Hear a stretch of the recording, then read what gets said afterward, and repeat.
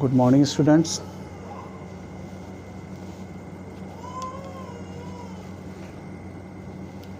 Good morning, students.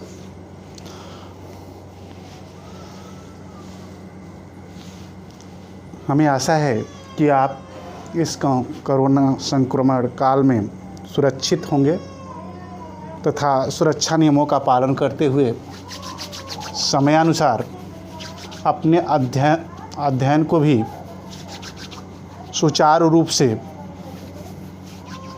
कुशलतापूर्वक संपादित करते होंगे।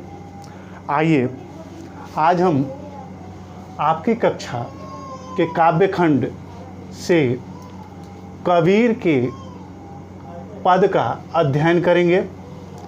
कबीर के पदों के माध्यम से हम जीवन में संप्रदायवाद की जो विषमता आती है उसको दूर रहने का, उससे अलग रहने का प्रयास करते हैं। कबीर ने अपने जीवन के माध्यम से हिंदू मुसलमान के बीच आने वाली प्रायः सभी प्रकार की जातिगत भेदभावों को दूर करने का प्रयास किया। कबीर के जीवन परिचय का अध्ययन कर लें हम लोग। कबीर का जन्म सन 1398 ईस्वी में हुआ था।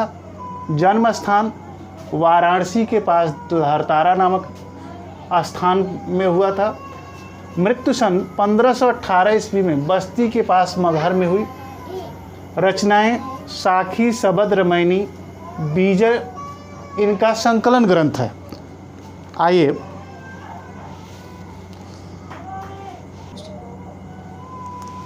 अब हम कबीर द्वारा लिखित प्रथम पद का अध्ययन करेंगे।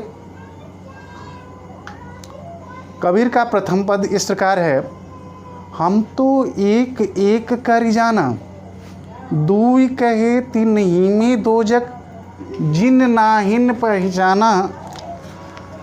एके पवन एक ही पानी, एके ज्योति समाना। एके खाक गढ़े सब भांडे, एके कोहर आसाना।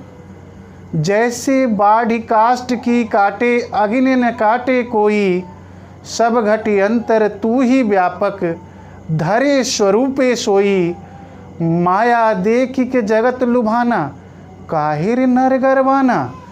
निर्भय भया कछु नहीं व्यापे, काहे कबीर दीवाना। कबीर ने इस पद के माध्यम से यह बताने का प्रयास किया है कि परमात्मा सृष्टि के कण कण में व्याप्त है।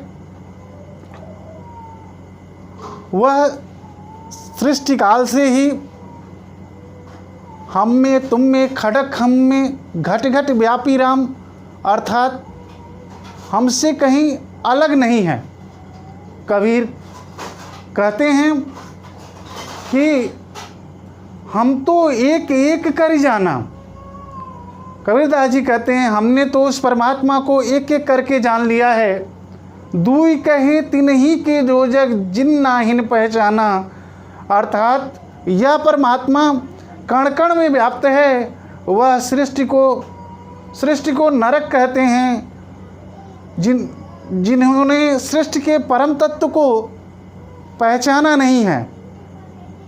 एक के पवन एक है पानी, एक के ज्योति समाना। पवन, पानी, प्रकाश एक हैं, अर्थात उस परमात्मा के ही रूप हैं। जिस प्रकार एक के खाक गढ़े सब भांडे, एक के कोहरे साना। जिस प्रकार कुंभकार एक साथ मिट्टी को मिलाकर उसी मिट्टी से सभी प्रकार के बर्तनों को गढ़ता है। जैसे बाढ़ काष्ठ की काटे, अग्नि न काढ़े कोई। जैसे अग्नि को काटती है, बढ़ई लकड़ी को काटता है। शरीर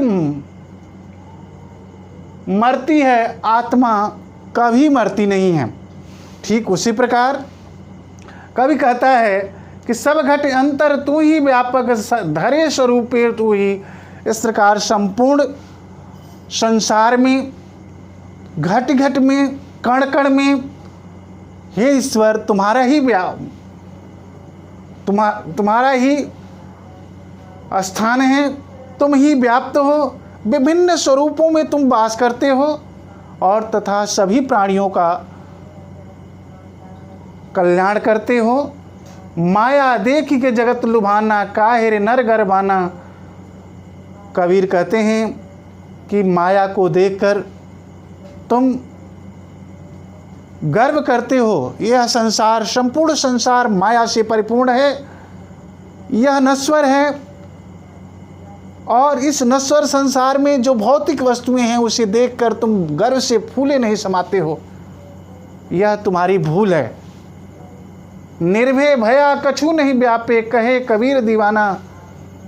कबीर कहते हैं जब से मैंने इस परम तत्व अर्थात ईश्वर का कण कण में वास है, इस सार तत्व को पहचान लिया है, तब से मैं निर्भय हो गया हूँ। मुझे इस सांसारिक जीवन में किसी प्रकार का कोई भय व्याप्त नहीं है।